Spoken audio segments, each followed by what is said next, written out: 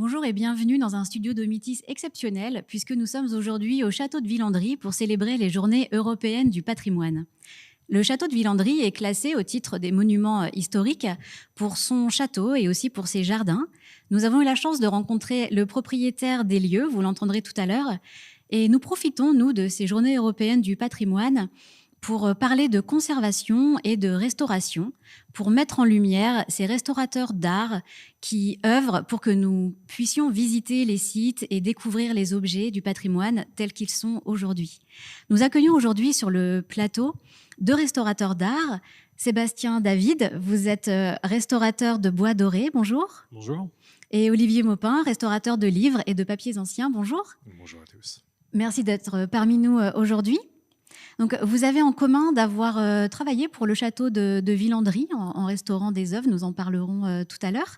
Avant de découvrir vos métiers plus précisément, nous allons parler de façon plus globale de patrimoine, de conservation et de restauration.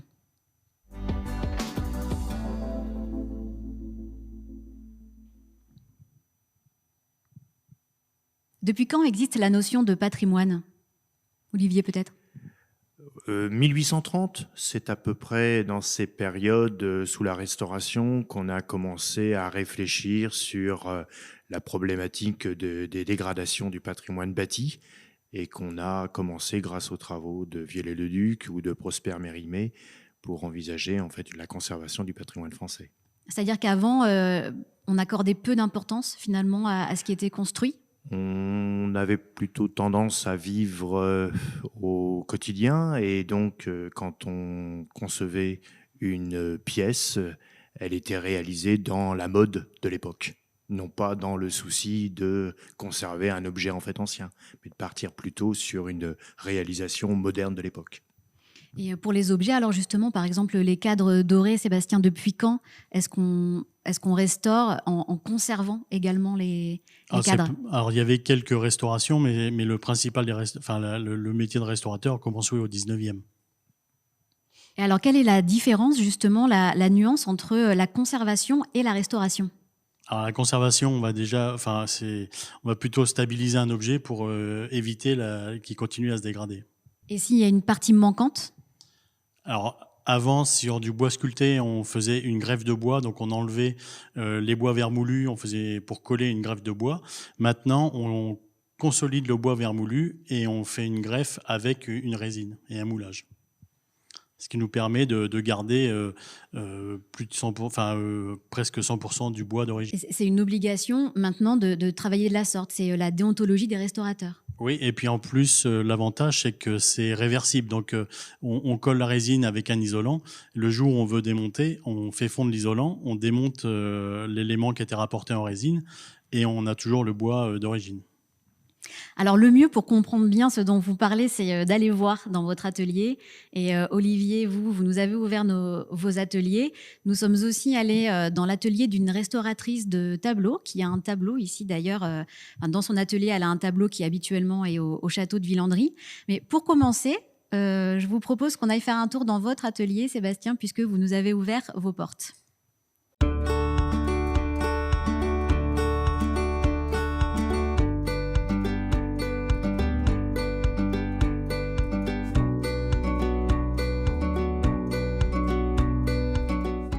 Je m'appelle Sébastien David, je suis doreur sur bois à Vernoux-sur-Brenne. Là, nous sommes dans notre atelier où nous restaurons donc du bois doré en général et stuc. Alors, dans la dorure, il y a deux étapes. Il y a l'étape de la dorure et l'étape des apprêts. Alors, je préfère les apprêts parce qu'il y a tout le travail de nettoyage, de refixage, de raccord d'ornement, de ponçage, et c'est 80% du travail de doreur. Les 20% qui restent, c'est la pose de feuilles, c'est la petite touche finale, quoi, c'est tout. Alors pour la fabrication d'un moulage, il y a deux sortes de fabrication. Il y a les moulages pour la fabrication neuve et les moulages pour la restauration.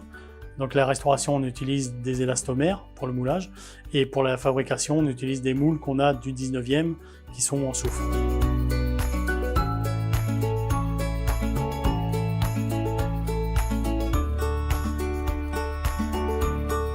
Les étapes de restauration, c'est quand l'objet arrive, c'est le nettoyage, le refixage. On gratte au fer les endroits à reboucher. Les rebouchages se font avec blanc de meudon, colle de peau de lapin. Les raccords de moulage, donc pareil. Après, pose d'assiette. Donc l'assiette, c'est un argile mélangé avec la colle de peau de lapin. Pose de feuilles d'or, donc on pose de l'eau, la feuille d'or dessus, et puis voilà, on attend que ça sèche. Après, polissage à la pierre d'agate pour faire briller les parties qui ont besoin d'être brillantes. Époussetage au pinceau pour enlever tous les surplus. Et après, la patine. Donc la patine, on va user et colorer la feuille d'or pour que les raccords s'harmonisent avec l'or ancien. Alors là, les chantiers les plus intéressants, on a restauré un cadre 18e Louis XV pour le musée d'Aix-en-Provence, un des plus beaux cadres de ma carrière. J'ai restauré aussi le carrosse royal à Chambord. Et actuellement, on est en train de restaurer les cadres de Notre-Dame de Paris.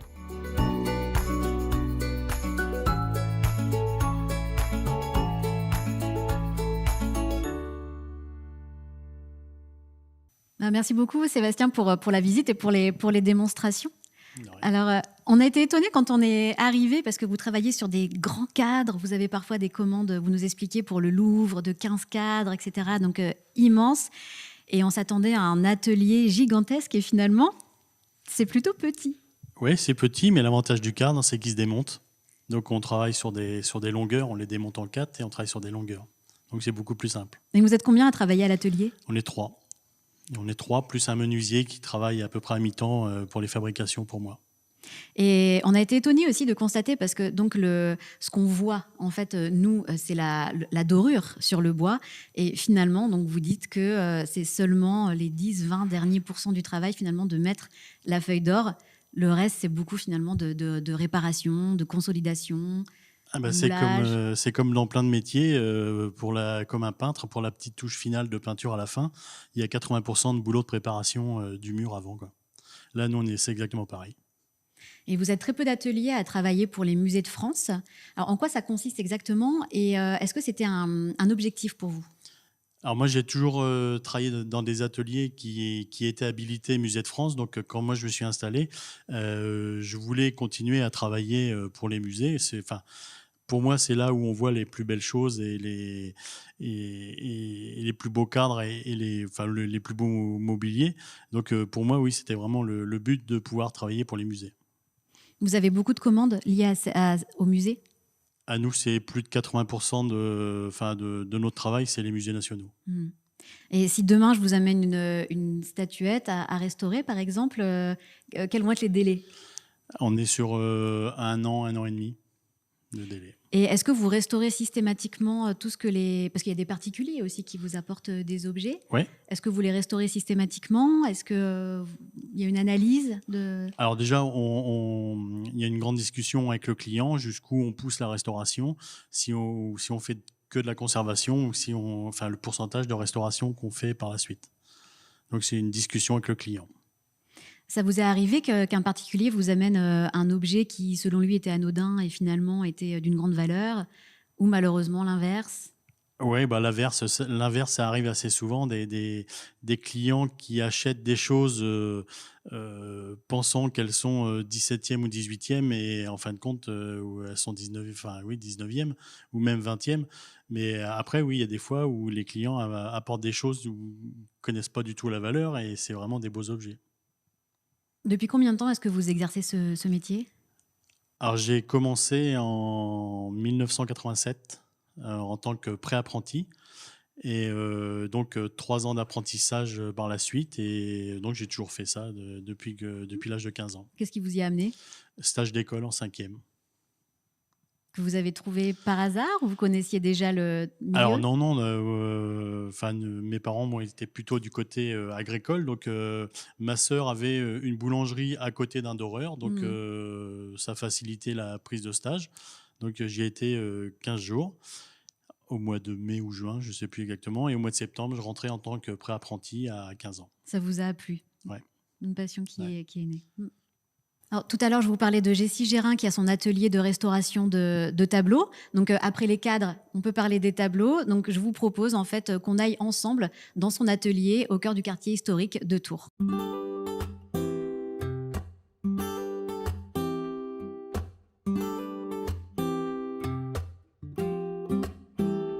Je suis Jessie Gérin, je suis restauratrice et conservatrice de tableaux et d'objets d'art polychromes. Bienvenue dans mon atelier.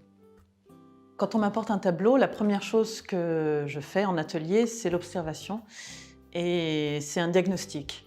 Donc c'est regarder l'œuvre sous toutes ses coutures, par différentes lumières, lumière du jour, ultraviolet, infrarouge, ça peut même aller jusqu'au rayon X. Ça permet de rentrer au plus loin dans la matière et de comprendre sa structure, de comprendre comment elle est faite, de comprendre ses altérations et s'il y a d'anciennes restaurations. Il y a aussi des tests chimiques et physiques qui sont réalisés aussi pour comprendre ses fragilités, ses forces, ses possibilités. Tout ça, mis bout à bout, nous montre quelles interventions on va pouvoir réaliser sur le tableau. Alors, concernant les différentes étapes de restauration, on a donc tout d'abord la restauration conservative, qui est tout ce qui touche à la structure de l'œuvre. Sa stabilité, son support, si la toile est déchirée, si elle est trouée, si elle est fragilisée ou cassante, et aussi par rapport à l'adhésion de la couche picturale sur l'œuvre. Donc tout ce qui permet à l'œuvre en fait de rester bien stable. Donc ça, c'est vraiment la partie conservative.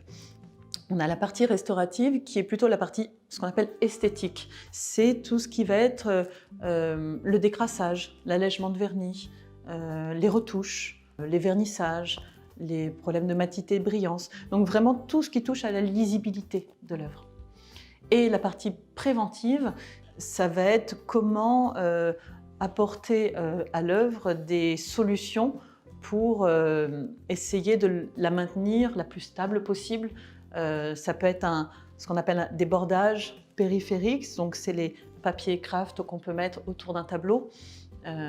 Avec le temps, ça s'oxyde, on peut les changer. Ça va être des systèmes d'accrochage, ça va être des protections du revers, etc. Je me suis dirigée dans le domaine de la restauration-conservation parce que j'ai toujours été passionnée en fait par la peinture. Déjà depuis petite, j'ai toujours peint pour moi, j'ai toujours dessiné. Donc le monde de la peinture et de l'art a toujours fait partie de ma vie. Mais j'avais besoin de ce côté scientifique et de ce côté recherche, de ce côté archéologique. Et donc la restauration-conservation était absolument parfait parce que c'était la convergence de ces deux mondes-là. Et quand j'ai découvert ce métier-là, je me suis dit, c'est ça.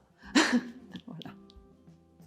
Alors, Monsieur Carvalho du château de Villandry a fait appel à mes services pour restaurer cette huile sur toile qui représente une jeune dame à la cour d'une école espagnole du XVIIe siècle. Ce tableau a subi des chocs hygrométriques, donc de chaleur et d'humidité, qui a fait qu'il y a une désolidarisation de son support.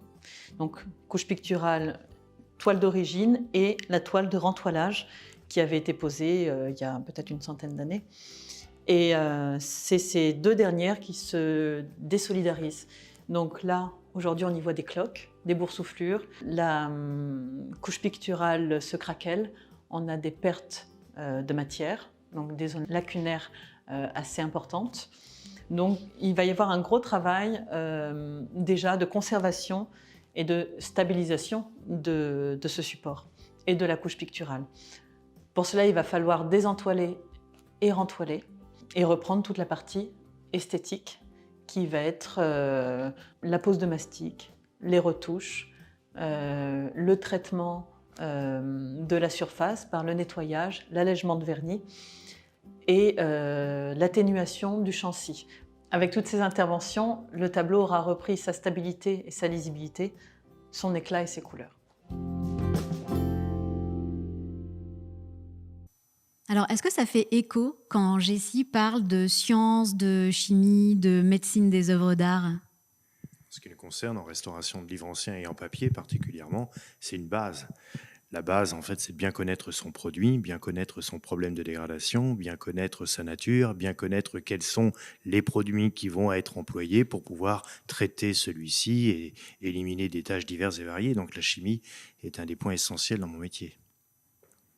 Et vous vous sentez comme des médecins des œuvres d'art? Oui, en toute humilité. Sébastien? Oui, nous, on nous appelle les médecins orthopédiques souvent. Parce qu'on consolide le bois, on répare le bois, on fait des broches souvent sur le bois. Donc, oui, médecin orthopédique. Oui, et puis c'est vrai que les œuvres, le parallèle avec les patients, elles sont toutes différentes, les œuvres d'art. Donc, on ne peut pas appliquer une méthode sur toutes. En ce qui me concerne, chaque livre ancien est un cas particulier et chaque papier est différent, d'où l'importance de bien connaître son archéologie de base pour pouvoir mesurer l'axe de travail. Et alors, Sébastien, est-ce que vous pourriez nous parler, vous nous avez apporté une sculpture qui a une signification pour vous? Oui, c'est un retable complet donc, qui était au Roche-l'Évêque dans le 41, qui faisait 4 mètres par 4 mètres et entièrement en chêne, certainement sculpté par un sculpteur qui avait des origines espagnoles. Et donc il y avait le petit Saint-Roch qui était sur le retable, qui me plaisait énormément. Donc avant qu'il parte, je me suis fait un souvenir, j'ai fait un moulage et je me suis fait une copie. C'est magnifique. Merci. Et dans le reportage, vous nous parlez de restauration de cadres pour Notre-Dame de Paris. C'est un sacré chantier aussi.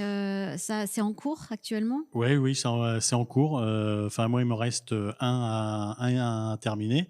Et alors, nous, on a dans notre lot, on a 8 cadres de 6 mètres par 5. Et donc, il y en a là 90% de fait. Il nous en reste un. Ils ne sont pas prêts d'être raccrochés en même temps? Eh ben, normalement, c'est pour 2024. Donc, les tableaux, tout ça, tout avance vraiment vite. Ils nous ont fait des ateliers en banlieue, vraiment où on est, où c'est climatisé, vraiment de l'espace. On est vraiment, vraiment bien dans des super conditions pour bosser. Donc, vous êtes avec les autres restaurateurs d'autres corps de métier? Les restaurateurs de tableaux, oui. Et les réentoileurs.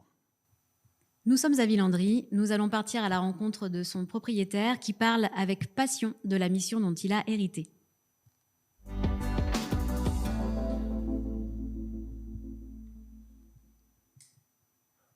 Alors Olivier et Sébastien, écoutez bien le reportage de Monsieur Carvalho car à la fin, il a un petit message pour vous.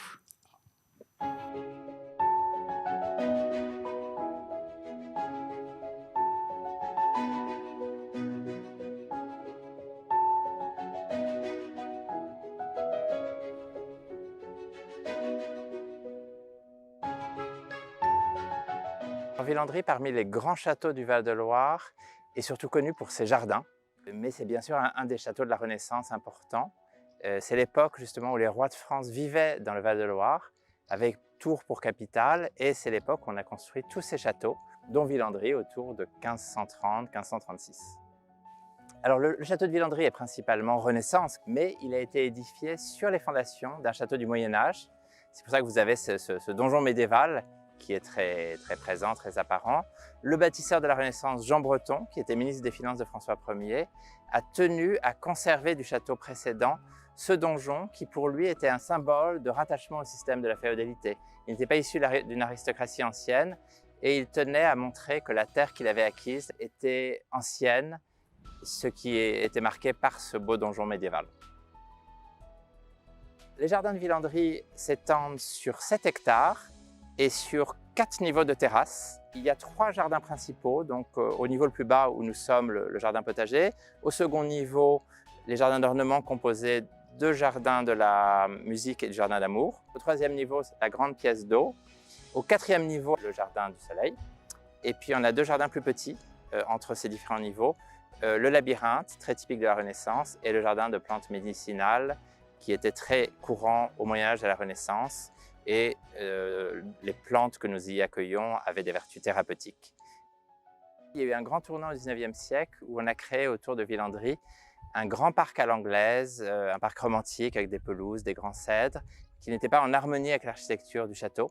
C'était le goût de l'époque, le goût du XIXe siècle de faire des parcs romantiques. On voit ça à Zelredo par exemple.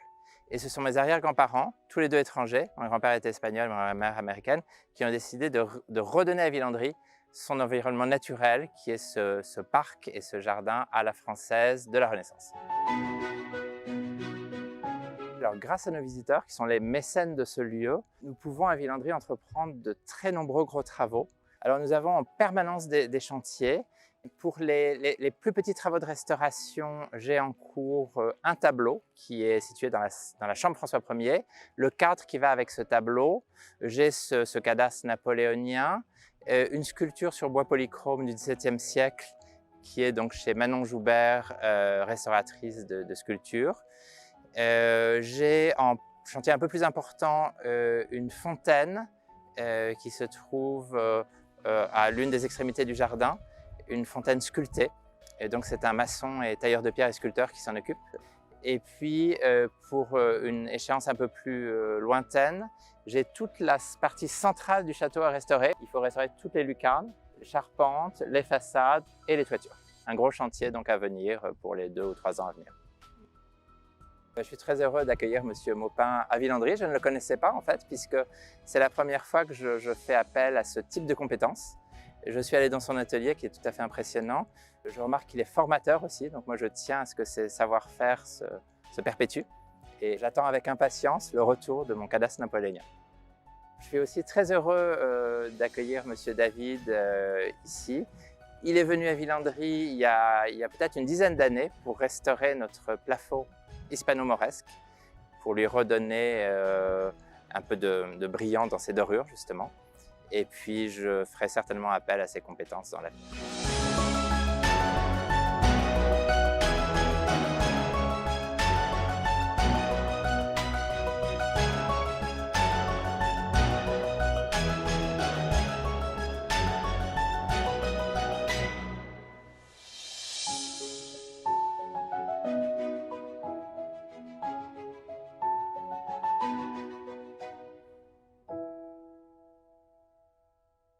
Alors, messieurs, un droit de réponse. Ce cadastre, où en est-il, monsieur Maupin? Ça avance, qu'il se rassure, tout va bien. Non, j'en suis... Oui, c'est une très jolie pièce. Ce sont 2 beaux livres à peu près de 70 cm de hauteur, tout aquarellé intérieur avec toute la présentation de tous les terrains de Villandry, le château, mais aussi ses environs. Et malheureusement, il a subi pas mal de dégradations diverses et variées, de bricolage, d'inondations et un incendie. Donc tout ça va être travaillé, restauré et remis sous sa forme d'origine. On verra les images tout à l'heure dans le reportage qu'on est venu tourner chez vous. Et monsieur David, alors donc le plafond mauresque, vous avez travaillé dessus avec un de vos collègues. Oui. Et nous, on a surtout fait le monogramme qui est dans l'escalier, le monogramme qui est doré sur l'escalier en fer forgé. Et derrière, il y a une console Louis XV qui a été restaurée à l'atelier. On le voit, monsieur Carvalho est vraiment passionné par sa mission et il prend vraiment très à cœur donc d'être l'héritier de ses arrière-grands-parents qui ont acquis ce château au tout début du XXe siècle. Et aujourd'hui, on le voit dans le reportage, à la fin, on voit des tableaux donc réalisés par un artiste contemporain japonais. Il organise aussi des événements, des résidences d'artistes, des journées jeux pour les enfants, des spectacles de son et lumière sur l'esplanade d'eau. Il le dit, les mécènes sont les visiteurs de ce château. Est-ce que de votre côté, vous avez constaté un regain d'intérêt pour le patrimoine ? Oui. Essentiellement, les jeunes viennent de plus en plus découvrir les métiers du patrimoine, mais aussi en fait les monuments historiques et autres. Oui, tout à fait. C'est en plein vogue en ce moment. Et dans votre clientèle ? Alors nous, la clientèle, au départ, était assez âgée. Ça a sauté une génération et maintenant, c'est les petits-enfants qui font restaurer les objets des grands-parents. Et de votre côté, pour les papiers anciens et les manuscrits ? Alors, il y a deux axes en fait qui sont très à la mode aujourd'hui. C'est l'affiche qui amène en fait un jeune public de collectionneurs qui prend en fait conscience de l'intérêt de ce genre de patrimoine. Quel genre d'affiche ? Alors, ça peut être des affiches plutôt publicitaires ou plutôt publicitaires, faites par des artistes de grand renom comme Cassandre, Capello, etc. Enfin, bref. Et des bandes dessinées aussi, ça c'est tout nouveau. Oui, les bandes dessinées, c'est un axe. Le Tintin en fait plaît en fait beaucoup et plaira en fait toujours. Et donc, comme il y a des collections qui valent relativement cher, des éditions qui valent relativement cher, on a besoin de restaurateurs. Pour monsieur Carvalho, c'est très important cette transmission. C'est ce dont nous allons parler dans le prochain chapitre.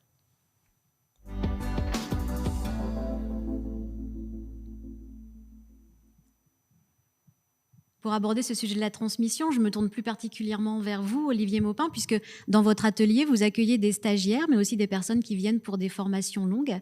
Donc, tout comme Sébastien, vous nous avez offert la possibilité de venir visiter votre atelier et de rencontrer même certains des stagiaires. On y va ? Allez, c'est parti.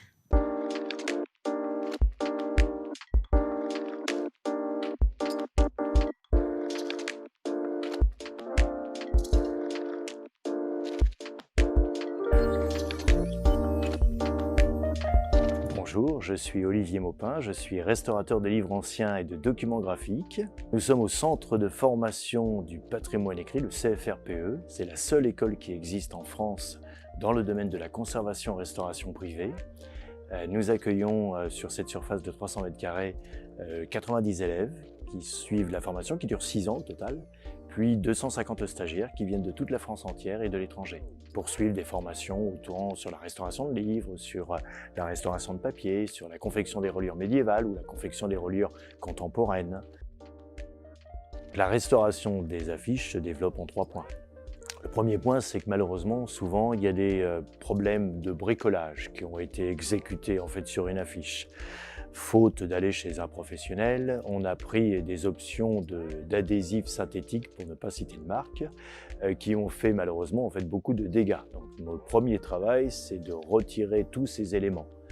Ensuite, une fois que l'affiche est libre, on l'entoile, c'est-à-dire qu'on vient la doubler sur une toile et puis une interface. Et une fois qu'elle est bien propre et qu'elle est bien plane, eh bien, on va faire les comblages de lacunes, c'est-à-dire l'apport de matière neuve pour être au même niveau que la partie en fait ancienne. Et puis après, on va faire de la retouche picturale avec la méthode Trateggio, qui est une méthode italienne qui consiste à travailler au pointillé. On travaille à peu près 5 cm² à l'heure. Alors, ce que je préfère dans mon métier, c'est la diversité. C'est ça qui est en fait fascinant dans cette corporation, c'est que le patrimoine écrit, c'est un très vaste sujet. On peut travailler sur des livres anciens, pour les plus anciens du XIe siècle, jusqu'aux ouvrages de 1930, avec différents matériaux, différentes archéologies. Et puis la restauration du papier à travers différents types de papier et de techniques d'impression et d'aquarelle et de dessin et autres. Le château de Villandry m'a fait l'honneur de me confier un ouvrage à restaurer qui est assez en fait, intéressant pour eux puisqu'il s'agit d'un cadastre aux alentours de 1830 qui présente toute la configuration des jardins et des propriétés environnantes autour du château de Villandry. Donc une pièce assez exceptionnelle par la taille déjà, puisqu'on est sur un livre à peu près de 70 cm de hauteur, avec des grands plans qui se déplient et qui font jusqu'à 1,40 m une fois dépliés, tout aquarellé. Il avait été malheureusement en très mauvais état. Donc là, il est en cours d'intervention. Le travail consiste à tout démonter au final, en fait, la construction, puisqu'elle était en fait en très mauvais état. Et puis après, maintenant, je vais travailler sur la restauration du papier, les comblages de lacunes, la reprise en fait de teinte, la restructuration du livre pour qu'il puisse être consultable. Et puis après, on va restaurer la reliure ancienne en conservant 100% des éléments anciens et sur lesquels on va faire des greffes de toile. Bref, une renaissance.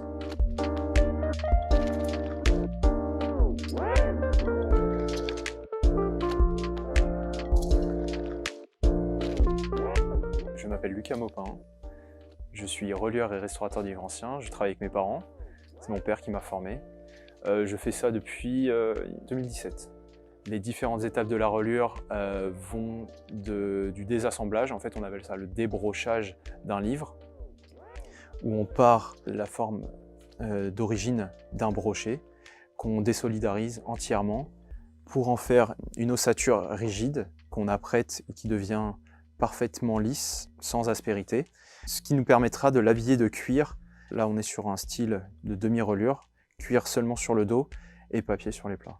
Quand on travaille avec le patrimoine, on apprend déjà à être humble face à la méthode qui a été employée à la base. On apprend déjà beaucoup des méthodes anciennes, la façon de faire, la façon de coudre, la façon d'habiller, avant d'intervenir à notre tour. Comme un chirurgien qui ne travaille que sur un patient, le relieur ou le restaurateur ne travaille que sur un cas unique avec ses dégradations propres, sa forme propre, sa taille propre. Ça ne pourra jamais être schématisé et reproduit par un robot.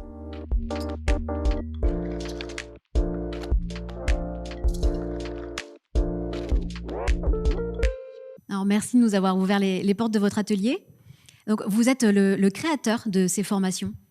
Oui, moi j'ai commencé mon métier en 83. J'ai commencé à donner des formations en 90, parce que moi j'avais suivi une formation en Suisse. À l'époque, il n'y avait pas de formation de restauration de livres anciens. C'est un tout jeune métier qui existe depuis les années 80. Et donc, j'ai eu la passion de transmettre mon savoir et de donner aux autres la possibilité d'apprendre ce que j'avais en fait acquis et sur lequel je travaille au fur et à mesure. Donc oui, on a beaucoup d'élèves qui viennent de toute la France entière et de l'étranger suivre les formations, aussi bien restauration de livres anciens, restauration de papier, reliure médiévale, etc. Et quels sont leurs profils, justement? On a un tiers. On a un tiers de jeunes qui sortent de Histoire de l'Art, École du Louvre, Centre de la Renaissance à Tours, École des Beaux-Arts. On a un tiers de professionnels qui sont déjà installés relieurs et qui viennent apprendre chez nous le métier de restaurateur de livres anciens. Et puis, on a le reste, c'est de la reconversion professionnelle. Et aujourd'hui, de plus en plus de gens sont attirés par ce genre de discipline. Tout âge confondu. Donc, ce sont vraiment des formations longues, certifiantes, qui permettent aux personnes d'exercer par la suite. Oui. Essentiellement, je suis plus parti, en fait, bien que, après, tous les axes en fait sont possibles, les gens qui le font pour leur plaisir, mais en règle générale, nous au centre de formation, c'est plus dans une ambition de former des futurs professionnels, parce qu'on a besoin, on a formé beaucoup de restaurateurs de peinture, beaucoup de restaurateurs d'autres univers, peu de restaurateurs de livres, donc il y a un marché à prendre de ce côté-là, au niveau du papier, au niveau du livre ancien. Et vous avez aussi des personnes qui viennent découvrir pendant 3, 4 ou 5 jours certaines techniques très particulières. Oui, ça, on a tout un panel de stages de 3 jours qui permet de prendre la température pour pouvoir venir suivre un stage de reconnaissance et de datation des reliures, parce qu'une reliure, ça se date à 10 ans près. C'est-à-dire qu'on peut observer une construction et de dire cette reliure a été exécutée par rapport à ses décors, par rapport à son matériau, et de la dater à 10 ans près pour vérifier qu'elle est en compatibilité avec la date de l'édition de l'ouvrage. Oui. Donc ça peut intéresser par exemple un collectionneur qui voudrait affiner son regard, même s'il n'a pas l'intention par la suite. Même s'il n'a pas l'intention d'aller vers l'axe de restauration, mais pour pouvoir organiser sa bibliothèque et mieux acheter pour composer sa bibliothèque, venir en fait suivre un stage d'apprentissage, d'identification, de reconnaissance, et puis des petits gestes de nettoyage, entretien, pour que ça soit plus agréable dans sa bibliothèque. Oui, et puis le stage d'affiche, quand on est venu, on a discuté avec les stagiaires aussi qui étaient là, et je me souviens, par exemple, une stagiaire est galeriste, elle expose et vend des affiches, et son souhait finalement, c'était de savoir analyser une affiche ou un papier qu'on pourrait lui apporter pour savoir si on peut le restaurer ou pas. Donc elle, ce qui l'intéressait, c'était de pouvoir avoir cette analyse-là pour pouvoir conseiller les artistes ou les clients. C'est-à-dire que quand on rentre dans un axe de travail, la base, c'est la reconnaissance et l'identification. C'est la vérification. Il y a 9 papiers qui rentrent dans le patrimoine, donc il faut savoir les analyser. Le problème de dégradation, la nature, la transparence, l'atmosphère de surface. Et puis la technique d'impression. Et ça, c'est un des premiers points pour pouvoir en fait savoir si on a un original ou une copie, ou est-ce qu'on a une identité en fait graphique qui n'a rien à voir en fait avec celle qui a été confectionnée par l'artiste à ses origines. Bref, c'est un des points essentiels. Et c'est pour ça qu'on a de temps en temps des conservateurs de musées, des bibliothécaires qui viennent suivre ces formations. Donc dans votre atelier, il y a tout ce volet formation. Il y a le volet aussi où des clients vous apportent des livres, des manuscrits, des papiers à restaurer. Et est-ce que vous êtes collectionneur de votre côté ? Alors oui, ça c'est un des points essentiels. Particulièrement puisque je suis... j'écris aussi des livres, sur l'histoire du livre. Et actuellement, je travaille sur la maison MAM, qui est une grande maison d'édition tourangelle. Et je rassemble tous les cartonnages historiés qui racontent sur leur couverture l'histoire du livre. J'en ai plus de 800. car l'objectif, c'est de publier un ouvrage sur le sujet. On a besoin d'avoir des informations sur cette grande maison d'édition. On a déjà eu un travail fait par l'Université de Rennes, qui a créé un bel ouvrage sur l'histoire. Mais moi, ce qui m'intéresse, c'est l'aspect en fait technique, l'aspect ouvrier, l'aspect professionnel de l'évolution de cette entreprise. En combien de temps on rassemble 800 ouvrages? J'y suis depuis à peu près... J'ai commencé en 2008 à peu près. 2008, ouais. Mais c'est tous les soirs. Hein. C'est addict. Vous nous avez apporté un très bel ouvrage et on va pouvoir faire le lien d'ailleurs avec Monsieur David, puisque on aperçoit quand même de la dorure sur la couverture. Sauf que c'est pas la même technique. Là, on est sur une technique à chaud, alors que Sébastien, lui, il travaille à froid. Donc là, ici, on a une empreinte. Ce sont les armes de Mansart, qui était l'architecte du roi de Louis XIV. Et là, en fait, ici, on a une pièce en bronze qui va permettre, par la chaleur, de venir s'appuyer et s'imprimer pour pouvoir maintenir l'or qui est fixé, en fait, soit sur le cuir, soit sur le fer à dorer. Donc là, c'est une autre manière de travailler. Au niveau du point commun, quoique en fait ici, il n'y a pas le cas, mais au niveau d'un point commun qui nous rassemble entre Sébastien et moi, c'est certaines reliures ont ce qu'on appelle une dorure sur tranche. C'est-à-dire sur la tranche du livre, on va avoir une assiette de base, un serrage au maximum pour pouvoir amener les feuilles de papier pressées au maximum, et le dépôt de feuilles d'or et le brunissage à la gatte. Donc ça, c'est un des points sur lequel on retrouve en fait la même base. Si ce n'est qu'il y a des outils particuliers que le relieur est obligé d'employer, qui n'est pas connu en fait dans le métier de Sébastien. Est-ce qu'on peut le feuilleter? Oui, bien sûr, bien sûr. Sébastien, petit coup de main. Alors, c'est un très bel ouvrage du XVIIe siècle. Tout à l'heure, j'ai spécifié Mansart. Au final, ce n'est pas tout à fait la vérité, c'est le beau-frère de Mansart. Enfin, cependant, c'est quand même un ouvrage exceptionnel.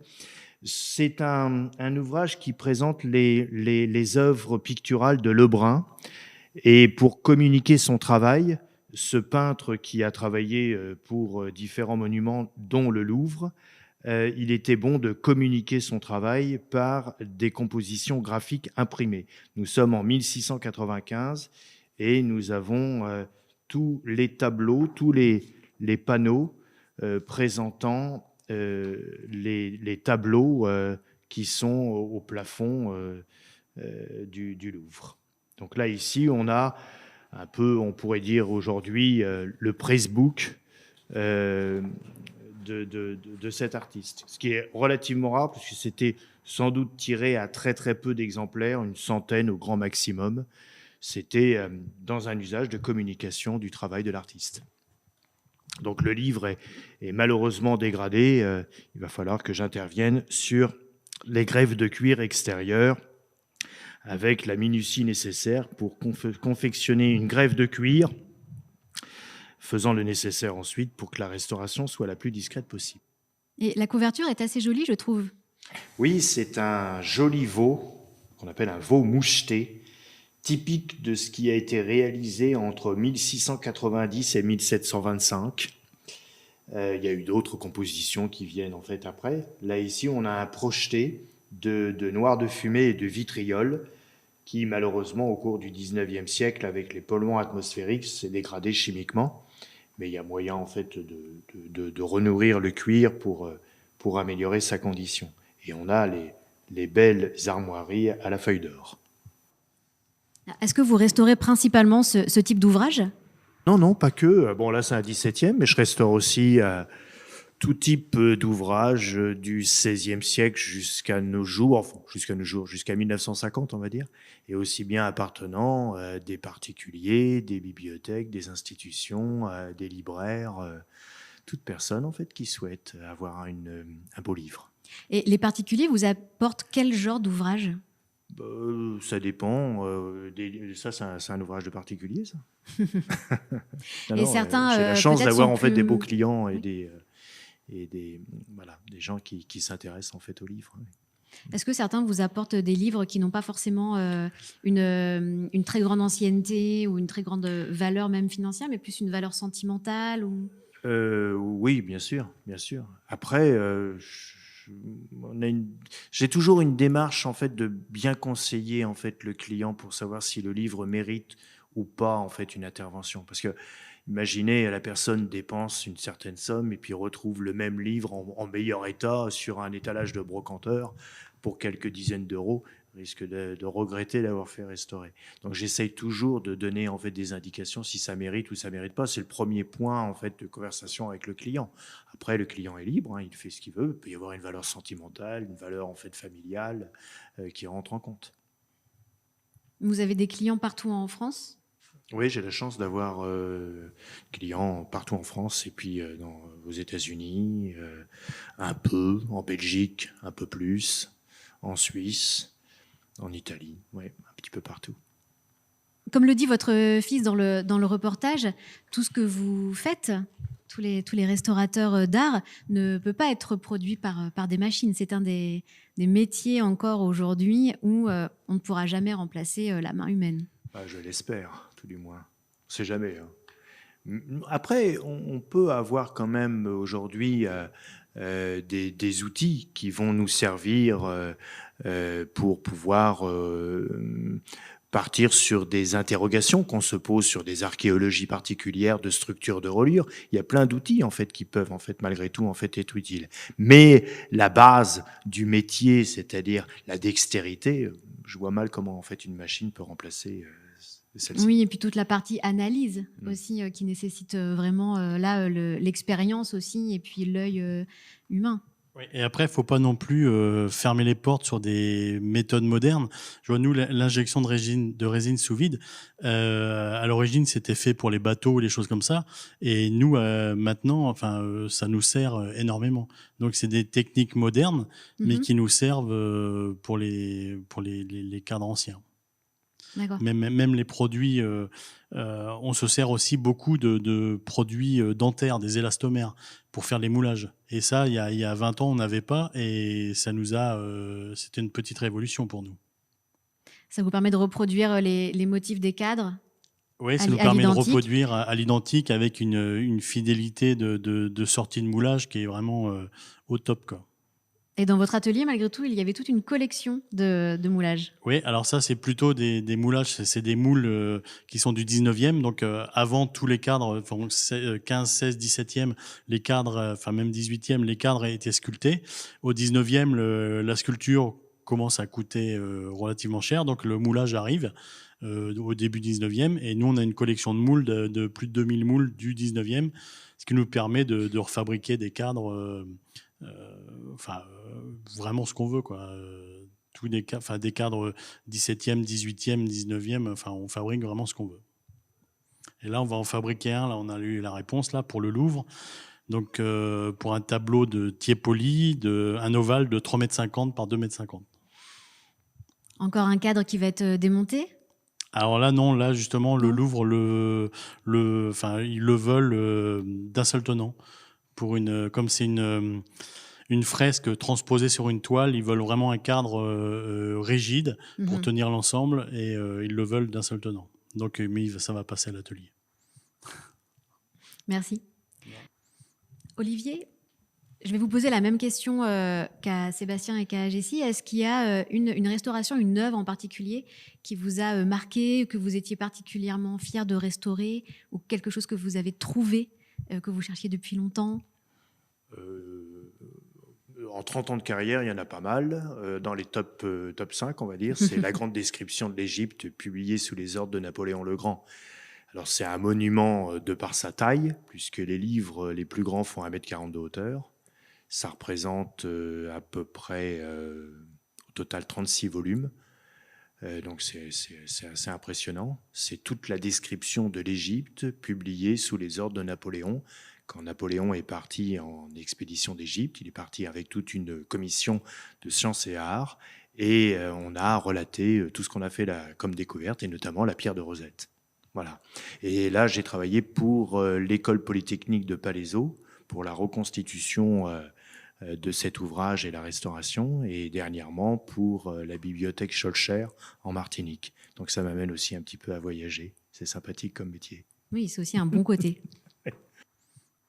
c'est bientôt la fin de cette émission. Donc, quels conseils vous pourriez donner, comme là, on est dans le cadre des Journées du patrimoine, on transmet. Donc, si des jeunes ont envie, ou des moins jeunes d'ailleurs, de se reconvertir et d'arriver vers vos métiers, quels conseils vous pourriez donner ou quelles sont les qualités nécessaires? Alors déjà, dans un premier temps, il faut être curieux. Nos ateliers ne sont pas fermés. Ils sont en fait ouverts. Donc, il suffit tout simplement de frapper et d'ouvrir en fait la porte, et on aura toujours l'envie de communiquer notre passion. Donc là, voilà. Donc, on conseille en fait à toute personne d'être curieux et d'oser. De ne pas être trop impressionné, Oui, voilà, comme on c'est pourrait ça. l'être, Ouais. parce que c'est tellement délicat, minutieux. C'est vrai, c'est vrai. Voilà. Et puis après, pour les ambitions professionnelles, eh bien, c'est de faire de belles rencontres. C'est les rencontres en fait qui sont en fait fondamentales pour pouvoir aller vers en fait ces métiers. Ne pas hésiter en fait à sortir de son ordinateur, de sa tablette numérique et autres, et aller vers les gens. Et la rencontre, c'est vrai, on le voit exactement avec votre parcours, Sébastien David. C'est la rencontre avec ce maître d'horreur quand vous étiez jeune qui vous a déclenché cette passion. Oui, enfin moi, oui, je suis arrivé à 15 ans chez lui. J'ai vu de l'or partout. Ça m'a écarquillé les yeux. Et après, nous, dans notre métier, faut vraiment aimer bouger aussi. Parce que nous, c'est 80 000 km par an. C'est je sais plus combien de nuits d'hôtel par an. Donc, faut vraiment aimer bouger. Pour aller chercher les cadres, les ramener à l'atelier. Oui, il faut aller. Déjà, on va faire le devis, on va chercher, on ramène. Là, je dois être à 20 billets d'avion dans l'année. Faut vraiment aimer bouger. Après, c'est peut-être plus simple chez vous. Moi aussi, j'aime bien bouger. Mais non, moi, j'ai travaillé pour le Palais Royal de Sa Majesté du Maroc. J'ai travaillé au Canada. J'ai donné des formations au Canada. Non, c'est pareil. À partir du moment où on aime en fait son métier, on a le souhait d'exposer celui-ci et puis de le faire découvrir aux autres. Ça doit être intéressant aussi de rencontrer ses pairs à l'étranger. Oui. S'il y en a. S'il y en a.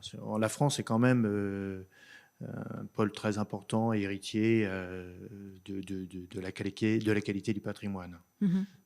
L'Italie aussi peut-être? L'Italie aussi, oui, bien sûr.